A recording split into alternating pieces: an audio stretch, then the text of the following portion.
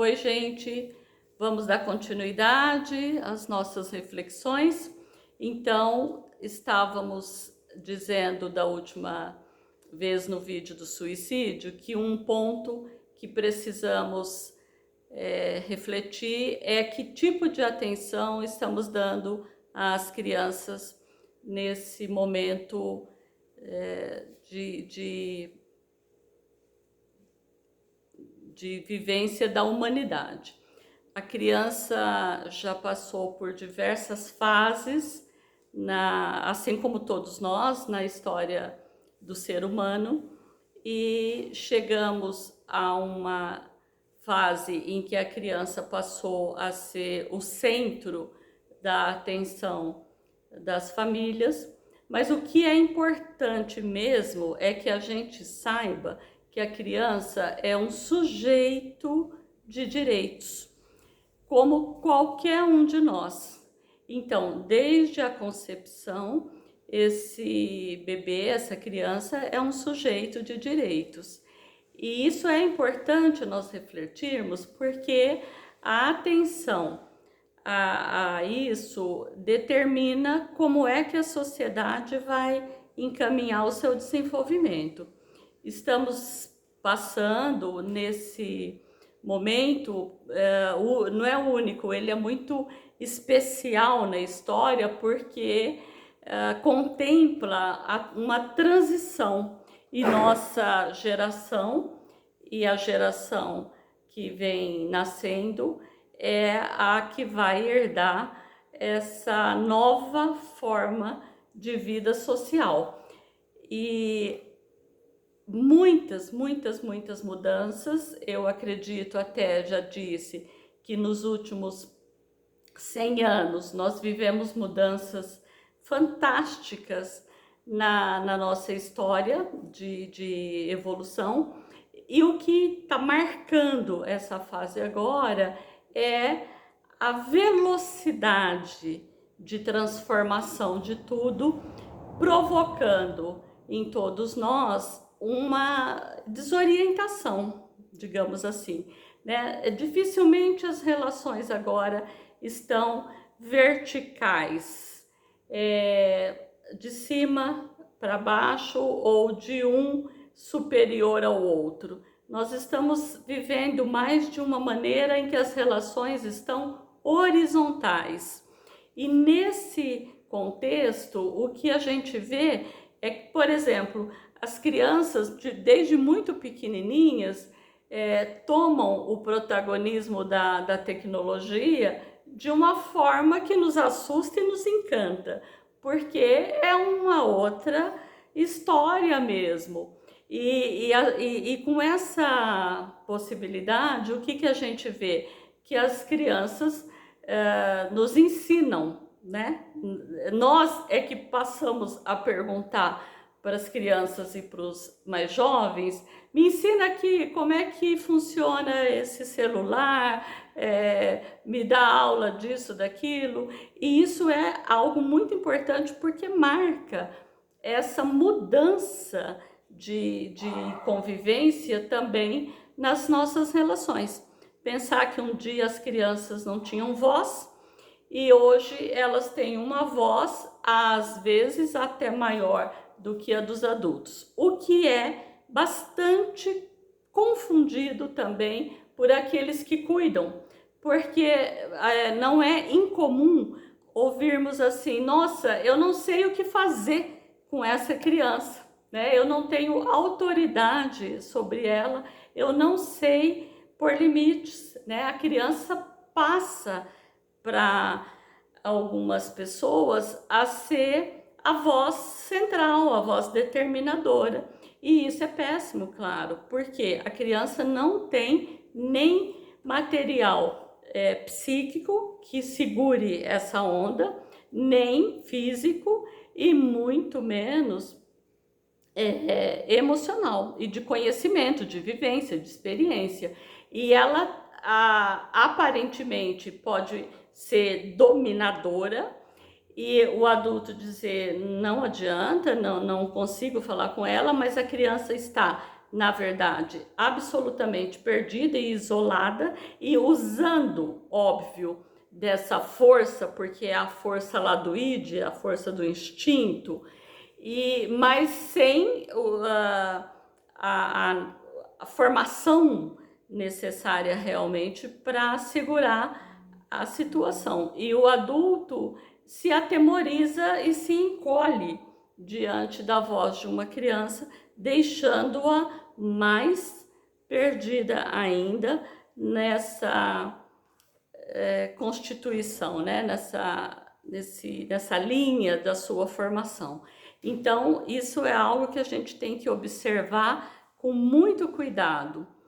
Outra coisa que eu gostaria de dizer, entrando no ponto da violência doméstica, é de que a criança de hoje é o adulto de amanhã. Então, nós temos sim que ter bastante conhecimento para sabermos o que estamos reproduzindo para a criança e esperando que ela possa exercitar depois na vida como o futuro, né? Nós não temos mais um futuro tão definido assim, né? Esse é outra mudança social que já estamos observando. O passado, presente e futuro se interpõem e quase que são vividos ao mesmo tempo.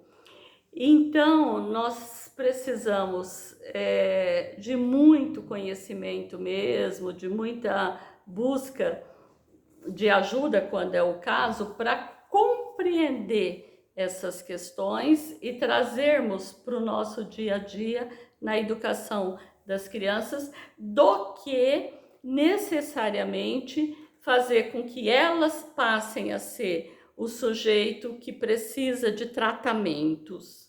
Isso é uma coisa que a mim particularmente preocupa. Eu penso ainda que somos muito mais os adultos que precisamos de tratamentos, né? E quando eu estou falando tratamentos aqui, eu estou falando desde essa conversa que nós estamos conduzindo até tratamentos psicológicos, psiquiátricos, quando necessários, para compreender essa mudança que é social também e os reflexos disso. Por exemplo, a gente vê essa polarização e um pensamento assim, aparentemente de muita preocupação, né? O que vai ser de nossas crianças? Deixe nossas crianças em paz, não destruam nossas crianças com essas exposições, com cenas principalmente o ataque à arte, como se a criança fosse um ser que tem que ser criado numa bolha, que é da cabeça do adulto, né? E que isso é o que vai protegê-la e ajudá-la a ser uma pessoa com uma ética, uma moral e um caráter bem desenvolvido. Não será, não é nada disso. Isso é uma confusão que é, de novo, apropriada pelos políticos para fazer com que as pessoas mantenham posições conservadoras, mas mal orientadas, entendeu? E acreditar que isso é para o bem da criança. Gente, mentira, não tem nada a ver. O que nós temos que saber? Que isso não mudou ainda, pelo menos até onde eu sei, na formação das crianças. Somos seres humanos, portanto, somos os únicos seres que precisam de cuidados diários com alimentação. Alimentação de comida e alimentação da alma, que é relacionada ao afeto, ao cuidado, ao carinho, à atenção, ao não uso de palavras violentas. Tudo isso contribui bastante para a formação da criança. não é o real da vida, né? Não é o fato de existirem pessoas que hoje não é mais a ideia de binário, homem e mulher, mas de falarmos do leque. Eu trouxe essas várias cores aqui para ilustrar a ideia de que é isso.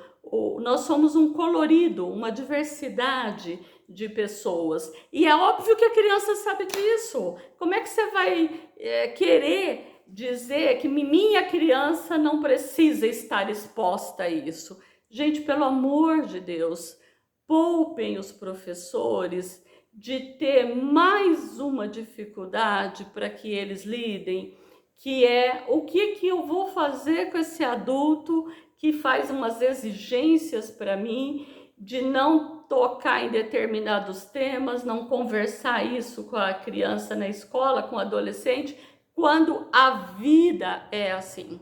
Isso é atribuir ao professor uma responsabilidade que é absurda. Isso chega a ser, por muitas pessoas, uma violência ao trabalho do professor.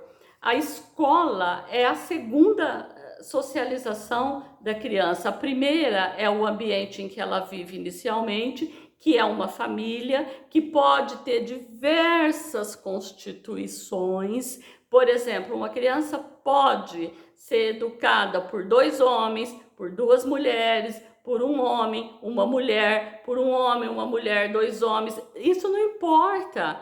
A forma com que esses adultos vão se portar com esse bebê, com essa criança, é que é fundamental. Então, é necessário termos essa clareza e nos abrirmos para a compreensão da sociedade dessa forma. Criança não pode passar fome. E isso sim nós tínhamos que dizer, debater. Então, nós estamos cuidando bem das nossas crianças? Não. Porque se você tem uma posição em que você pode, inclusive, fazer as festas de chá de revelação do sexo do bebê, mêsversário, depois as festas de aniversário, enfim, não há crítica sobre isso, porque cada um vive a vida como quer. Mas essas pessoas dizerem depois, eu não quero que minha criança se misture com crianças que vêm de classes sociais menos privilegiadas,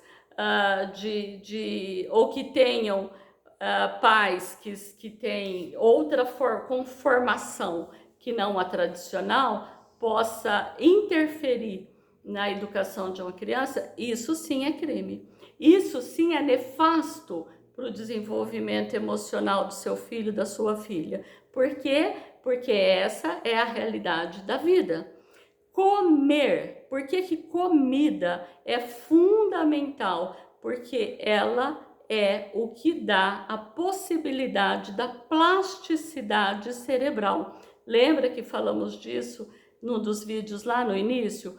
A plasticidade cerebral é exatamente aquela condição de desenvolvimento do cérebro que facilitará a aprendizagem do que quer que seja ao longo da nossa existência. Então, se uma criança não come, não tem condição de desenvolver o cérebro e muito menos os outros órgãos do corpo, gente. Morre a cada 18 minutos uma criança por falta de comida.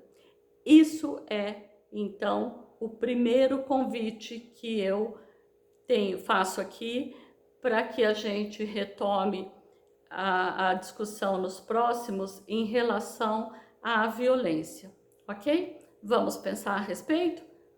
Beijo, até daqui a pouco.